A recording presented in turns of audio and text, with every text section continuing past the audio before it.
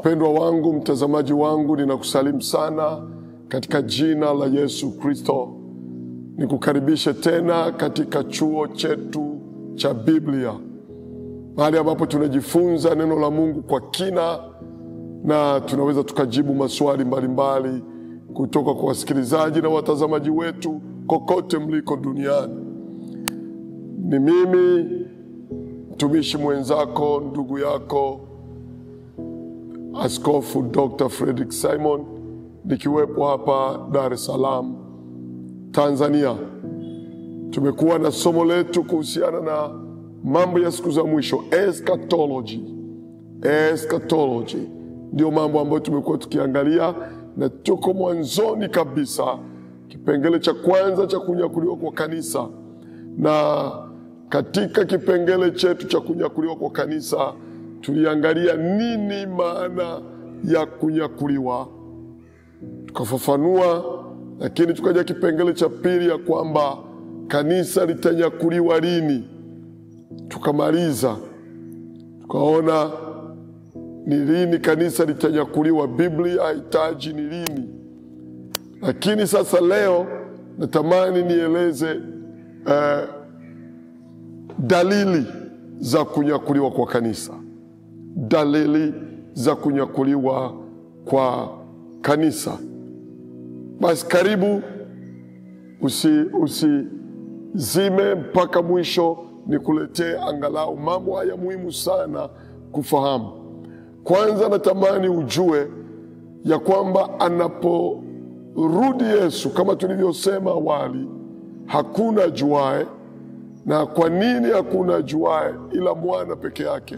Ni kwa sababu wakati Yesu atakaporudi, kuna mahali pengine itakuwa ni mchana na mahali pengine itakuwa ni usiku, kulingana na jiografia ya dunia hii.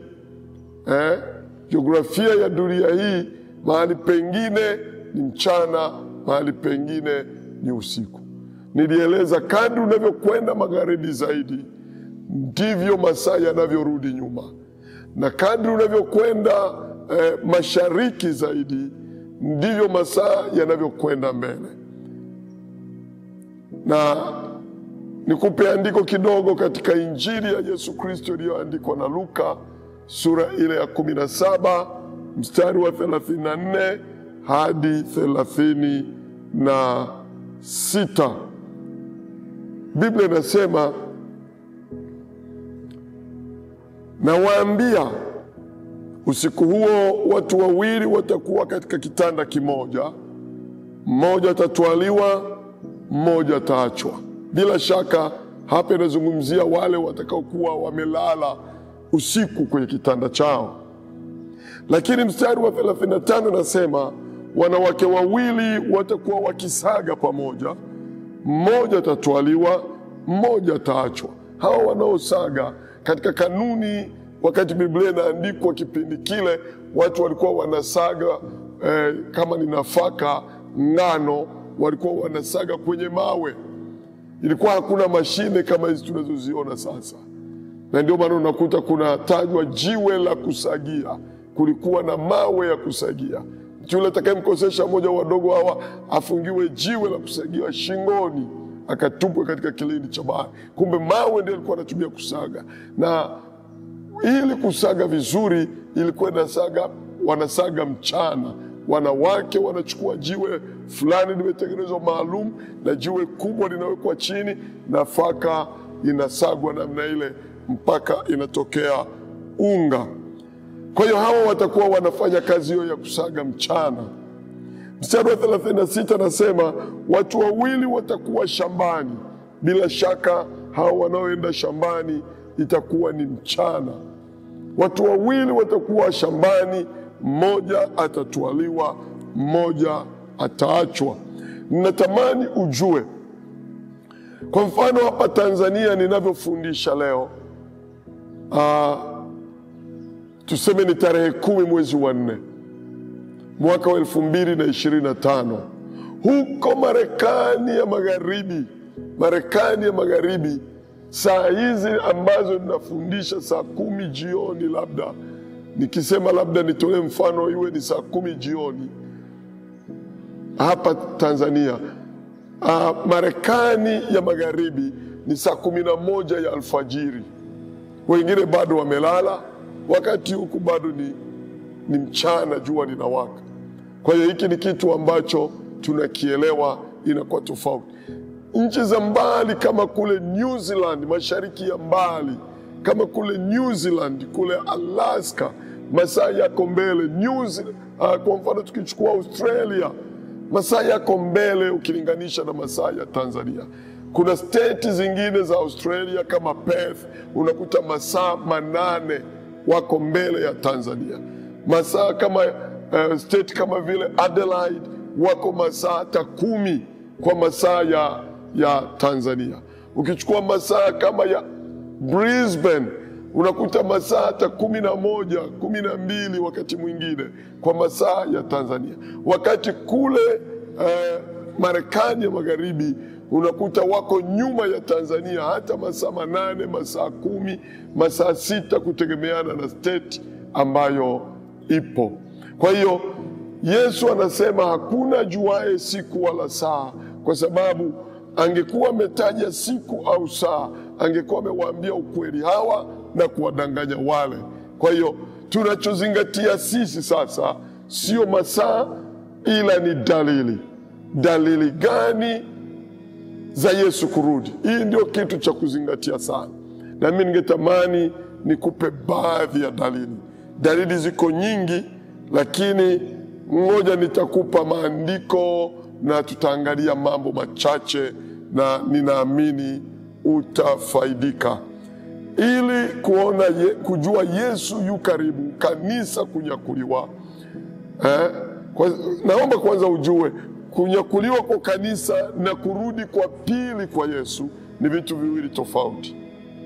Kunyakuliwa kwa kanisa ni kwamba Yesu anaishia mawinguni, parapanda na pigwa na mwaliko wa malaika mkuu Mikaeli, anawaalika watakatifu waliolala katika Kristo, wanafufuka kwanza. Sisi tulio hai, tuliosalia, kama nilivyosema Paulo, tutabadilishwa ili tumlaki Bwana mawinguni. Lakini kurudi kwa pili kwa Kristo ni pale Yesu atakaporudi sasa pamoja na wale walionyakuliwa, ili waje watawale dunia hii kwa muda wa miaka 1000. Sasa hili lazima ufahamu namna hiyo. Lakini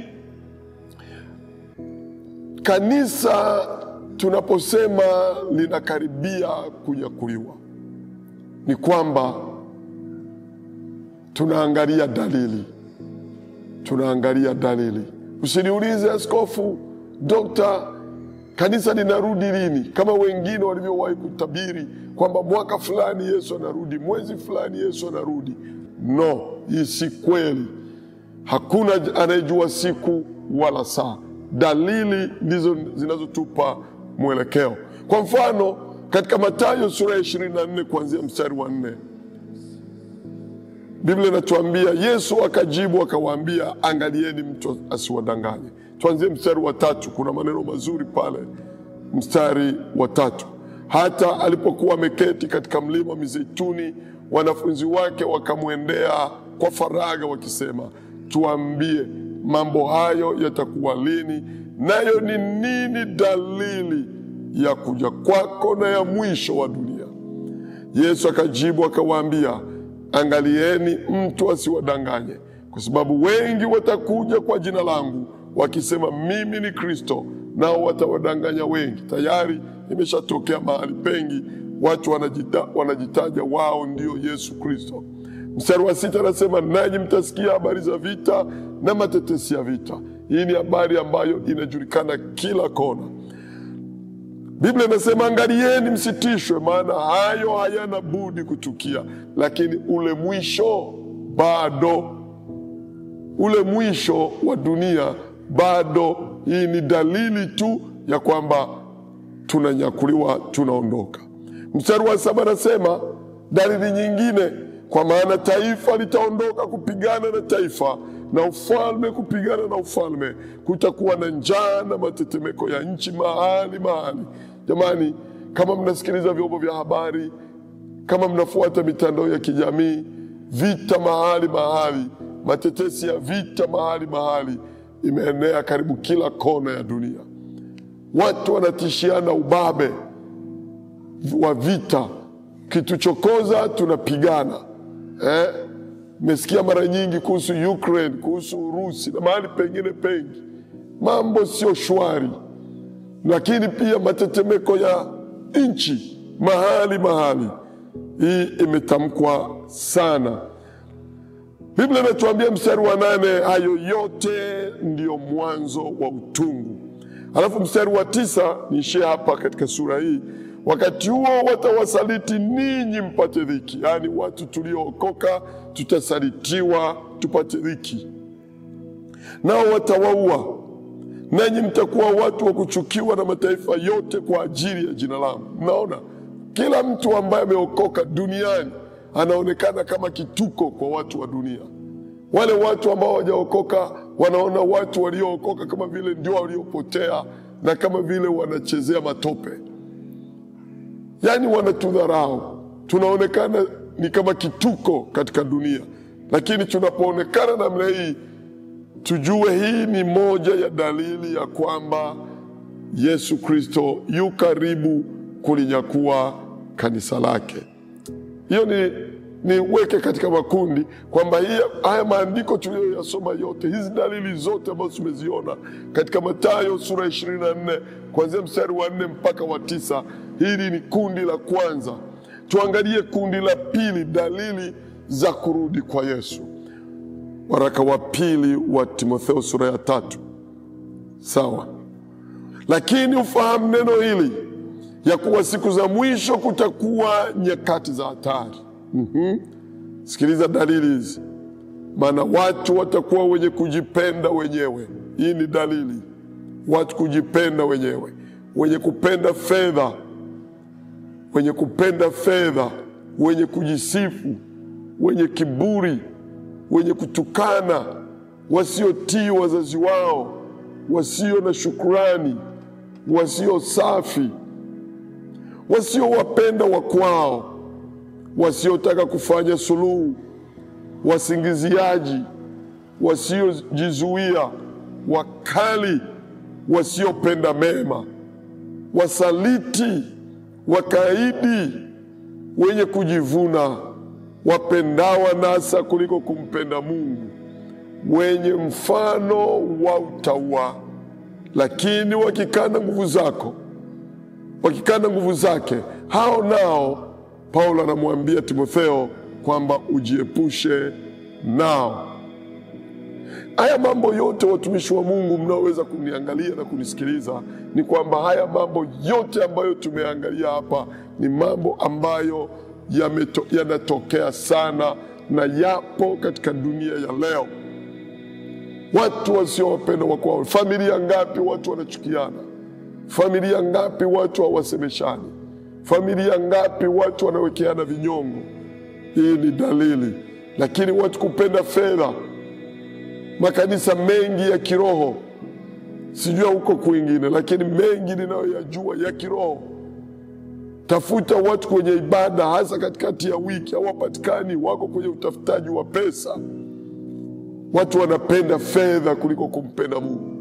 Roho ya kujisifu, mtu ananunua gari kali ili awatishie wengine. Kiburi kinawatawala watu, na kadhalika na kadhalika. Lakini Biblia inasema pia kuna dalili ya watu kutokuwatii wazazi wao.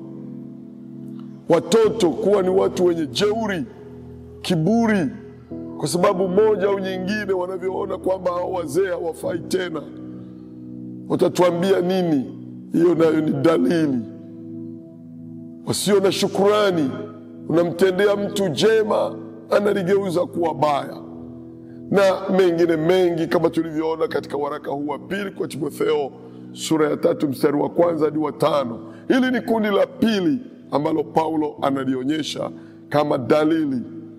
Tunakuja kundi la tatu sasa. Kundi la tatu. La kwanza tumeona katika Mathayo. Kundi la pili tumeona katika waraka wa pili wa Paulo kwa Timotheo. Na kundi la tatu sasa nataka turudi pale Mathayo 24. Ili ni kuonyeshe kitu fulani cha muhimu sana. Sura ya 24 mstari wa 32 hadi 33. Biblia inasema, basi kwa mtini jifunzeni mfano. Tawi lake likiisha kuchipuka na kuchanua majani, mwatambua ya kuwa wakati wa mavuno ukaribu. Nanyi kadhalika myaonapo hayo yote, tambueni ya kuwa yu karibu milangoni.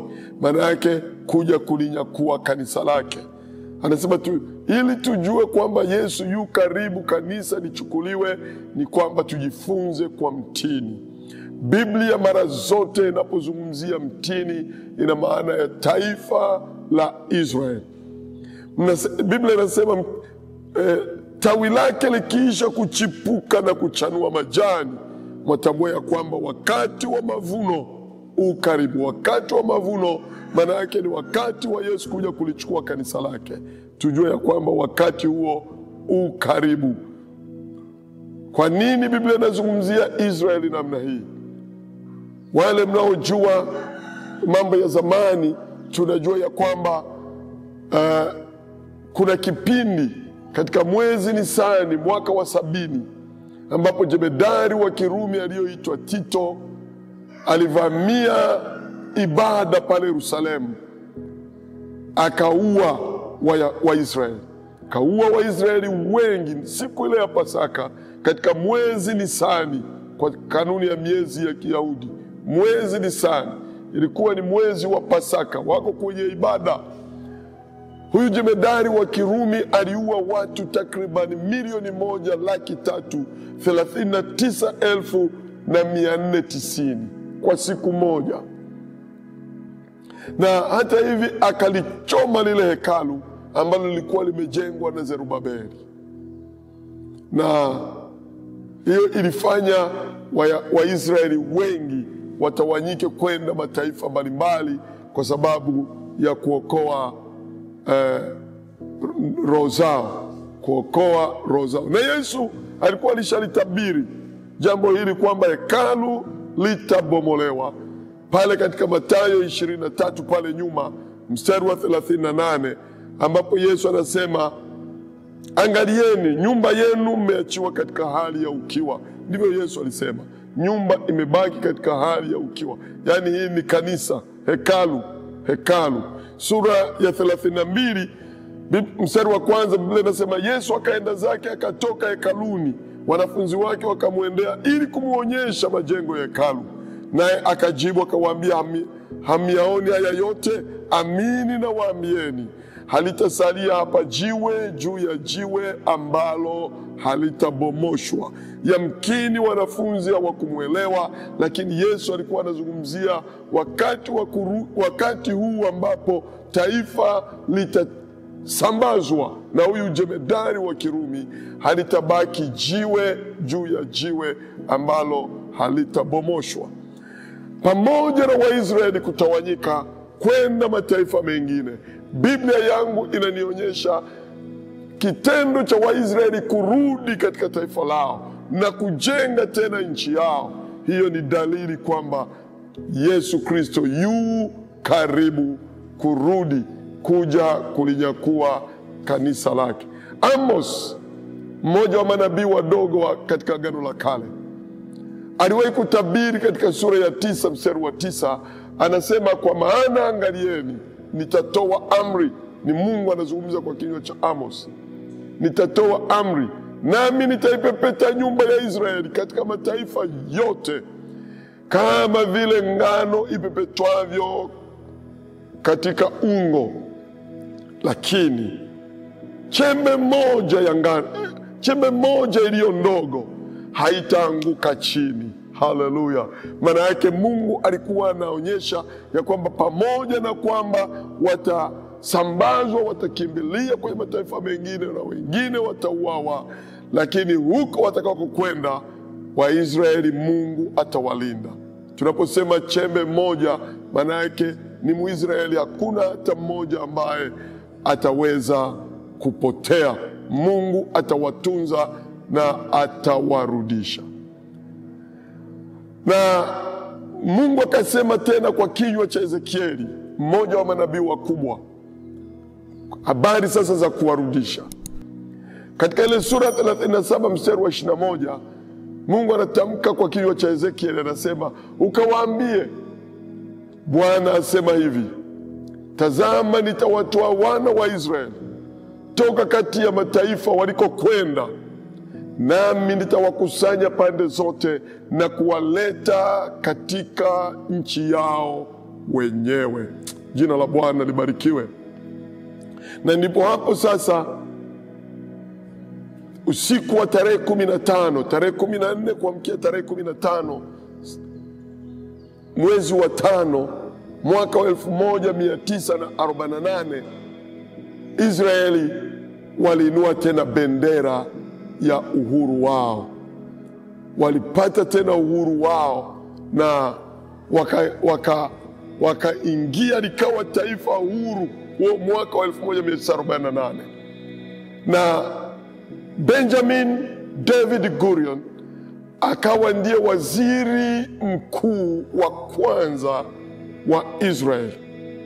Na yeye akatangaza, akasema, sasa Waisraeli, rudini, njoni, tokeni kwenye mataifa mlikokwenda, huko Marekani mlikokwenda, huko Urusi mlikokimbilia, katika nchi mbalimbali za Skandinavia mlikokwenda, rudini ili tuijenge nchi yetu.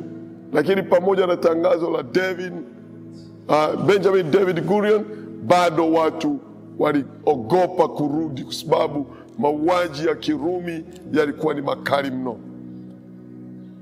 Lakini sikiliza, ahadi za Mungu zinapokuwa zinakaribia, lazima lile alilolisema litokee. Ndipo tunaona mwaka 1994, hivi juzi tu, ndipo Waisraeli wamerudi makundi. Kuanzia Januari 94, Waisraeli wamerudi kwa wingi sana katika nchi yao na kuimarisha uchumi wa nchi, na nchi imekuwa na maendeleo. Na Biblia imetuambia tukiona Waisraeli wanarudi, basi tujue hiyo ni dalili kwamba kanisa linakaribia kunyakuliwa. Haleluya. Nikikuonyesha dalili za kurudi kwa Yesu, mpendo wangu, utakubaliana na mimi ya kwamba Yesu yu karibu mno, yu karibu mno. Na katika Amos tena, yule aliyesema atawatawanya, Amos huyu anarudi tena kusema kwamba atawarudisha. Alisema katika Amos 9 mstari wa 9 kwamba watatawanyika, lakini Amos hiyo 9 mstari wa 14 na 15, Amos anatabiri, anasema Mungu anatumia kinywa cha Amos kusema, nami nitawarejeza tena watu wangu, nitawarejeza tena watu wangu Israeli waliohamishwa, nami nitaijenga miji iliyoachwa maganjo, yani iliyoachwa maboma, miji iliyobomolewa, miundombinu iliharibika, ilivunjwa, nyumba nzuri zilibomolewa. Lakini anasema na kukaa ndani yake, nao watapanda mizabibu katika mashamba na kunywa divai yake, nami nitawapanda katika nchi yao, wala watang'olewa tena watoke katika nchi yao niliyowapa, asema Bwana Mungu wako. Amen. Haleluya. Kumbe tunapoona kumbe kitendo cha Waisraeli kurudi katika nchi yao kama taifa ambalo lilikuwa linateswa, sasa wanakuwa huru, basi hiyo ni dalili ya kwamba mtini unachipuka. Mtini kuchipuka ni kwamba Yesu anakaribia kuja kulichukua kanisa lake. Kanisa lake ni mimi na wewe tuliookoka. Mpendwa wangu, nataka nikwambie, siku si nyingi kanisa linaondoka kama jinsi tulivyoambiwa. Dalili hizi zote nilizozitaja, zote zimeshatimia tayari. Ngoja nikuonyeshe dalili nyingine, labda iwe ya mwisho kwa leo. Ni kwamba ni kuungana kwa jumuiya ya Ulaya. Kuungana kwa jumuiya ya Ulaya, European Community. Hii tunaweza tukaisoma kwenye Daniel. Nilishafundisha kule kwenye kitabu cha Daniel sura ya 2. Katika kitabu cha Danieli sura ya 2, fuatilia klipu zangu katika kitabu cha Danieli sura ya 2, nimelieleza vizuri zaidi kule. Hapa niseme tu kifupi. Wakati Danieli anaiona sanamu, anaona kichwa cha dhahabu, kifua na mikono ya fedha, tumbo na mapaja ya shaba, miguu ya chuma, alafu kule chini anakuta vidole 10 vya chuma kilichochanganyikana na udongo. Vile vidole 10 chuma kilichochanganyikana na udongo ni mataifa 10 ya Jumuiya ya Ulaya kuungana, ambapo Rumi pamoja na mataifa mengine wanaungana, wanapata kitu kinachoitwa European Union. European Union wameungana, wanakuwa kitu kimoja, na wanakuwa na fedha moja, wanakuwa na visa moja tayari, ambayo inaitwa Schengen visa, kitu cha namna ile. Ikitokea tu kama ilivyotabiriwa katika Danieli sura ya 2 kuanzia mstari wa 30 kwamba wameungana, tayari hiyo ni dalili kwamba Yesu Kristo yu karibu kulinyakua kanisa lake. Na tunaona tarehe 1 mwezi wa kwanza 1994 tunaona walitangaza umoja wao, na fedha yao, sarafu yao, noti yao. Wakati walitangazwa sarafu ya euro, tayari ilizinduliwa rasmi mwaka huo wa 1994 na kuanza kufanya kazi. Leo hivi tunaona euro ina nguvu kuliko hata dola ya Marekani. Kwa nini? Ni kitu kimetabiriwa kwamba kutoka katika huu umoja unapoundwa ni dalili kwamba kanisa linanyakuliwa. Na ndani ya umoja, nilieleza nilipokuwa nafundisha kitabu cha Ufunuo, ndani ya umoja ndimo atakapotokea huyu anayeitwa ni mpinga Kristo. Kwa hiyo dalili zote ambazo tunaziona kwenye maandiko zinazoonyesha kwamba kanisa linakaribia kunyakuliwa, zote zimetimia. Wajibu wetu ni nini? Napomalizia kipengele cha leo, wajibu wetu ni nini kama watu tuliookoka, kama kanisa? Wajibu wetu ni nini? Tuangalie kitabu kinachoitwa Yakobo katika Agano Jipya sura ile ya 5 mstari wa 8 na mstari wa 9. Biblia inasema, nanyi vumilieni, mthibitishe mioyo yenu, kwa maana kuja kwake Bwana kuna karibia. Hili ndio jambo ambalo ningependa nikuachie, kwamba najua unaweza kuwa unapitia changamoto, na kama ni mtumishi wa Mungu unapitia kwenye ugumu wa huduma, lakini vumilia. Inawezekana unaonekana ni kituko kwenye familia, kwenye jamii, kwenye ukoo, hawakuelewi. Kwa nini unang'ang'ana na huduma? Kwa nini unang'ang'ana kumtumikia Mungu? Vumilia, usikate tamaa. Yako mambo mengi sana yanayovunja moyo, hali ya uchumi, mara magonjwa, mara kudharauliwa, mara umaskini, mara nini. Mimi napenda nikutie moyo ninapohitimisha kwamba vumilia, maana kuja kwake Bwana kuna karibia. Mstari wa 9 anasema, ndugu, msinungunikiane, msije mkahukumiwa. Angalieni, mwamuzi amesimama mbele ya milango. Yani Yesu yu karibu. Acheni mambo ya manunguniko, fanya tu huduma yako. Kile ambacho umeitiwa kisimamie kwa uaminifu, na Bwana atakulipa. Na pengine unaweza kuwa unafanya huduma chini ya mtu mwingine. Acha manunguniko, tumika tu kwa wito wako. Unalipwa ulipwi, utalipwa mbinguni. Simama kwenye wito wako. Wakati unakaribia sana, acheni vurugu, acheni kelele, tumikieni Mungu, maadamu yeye yu karibu kulinyakua kanisa lake. Basi ninakushukuru kwa muda huu mfupi. Mimi ni Askofu Dr. Frederick Simon. Nipende kukukaribisha kwenye chuo cha Biblia.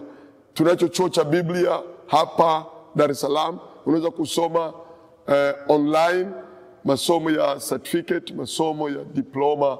Lakini kwa wale walioko hapa Dar es Salaam, Tanzania hapa kwa ujumla, mnaweza mkaingia darasani mkasoma darasani masomo ya degree, kuanzia bachelor's degree kuja mpaka masters mpaka doctorate. Unaweza kusoma hapa Tegeta. Tuko hapa kanisa la Pentecost PCCT Tegeta, karibu uwanja wa Mkanada. Namba zangu utaziona zinapita hapo chini. Ukitaka kusupport huduma, ukitaka kusoma, basi utaziona hapo namba za M-Pesa, na ambazo pia unaweza kunipata kwa Facebook, kwa YouTube. Kwa Facebook utanipata kama Bishop Frederick Simon. Kwa YouTube utanipata hivyo pia, lakini pia hata kwa WhatsApp unaweza kunipata kwa namba hizo. Nimeandika vitabu vingi. Kitabu ninachokifundisha, ninachoendelea nacho ni hiki hapa. Unaweza kupata kitabu hiki. Nimeandika kitabu cha Daniel. Vipo hapa vitabu kadhaa nimekuja navyo. Kitabu cha Ufunuo wa Yohana nimeandika, kipo hapa. Kwa watu wanaopenda maombi, kipo kitabu cha maombi na maombezi yenye matokeo. Hapa nimechambua kitabu cha Agano, vitabu vyote vya Agano Jipya, uchunguzi wa Agano Jipya, New Testament Survey. Hiki nimefafanua kwa ndani ile miji yote iliyomo katika Biblia, historia yake, Efeso, Korinto, Galatia, Thessalonike, Filipi, miji yote nimefafanua kwa kitabu hiki na kuzama kwa ndani kabisa. Mambo yote magumu nimefafanua hapa. Kuna vitabu 12 vya manabii wadogo, kuna kitabu chake hapa. Kitabu hiki nimefafanua kitabu cha Warumi, lakini nimeandika historia yote ya maisha ya Paulo kwa kitabu hiki. Hapa nimeandika uhusiano wa Israeli na kanisa. Kitabu hiki ni mambo ya sheria. Kwa nini sisi wengine tunakubali, tunashika Jumapili kama siku ya ibada, wakati wengine wanasema ni siku ya mnyama? Sisi kwa nini tumeishika? Hatujakurupuka. Majibu yako humu yatakusaidia. Jipatie vitabu, ni bei nafuu sana, na vinaweza vikakufikia kokote uliko duniani, na ukasoma ukapata ujuzi na ufahamu maalum. Mungu akubariki. Endelea kufuatana pamoja nami, na Mungu akutendee mema. Shalom, shalom.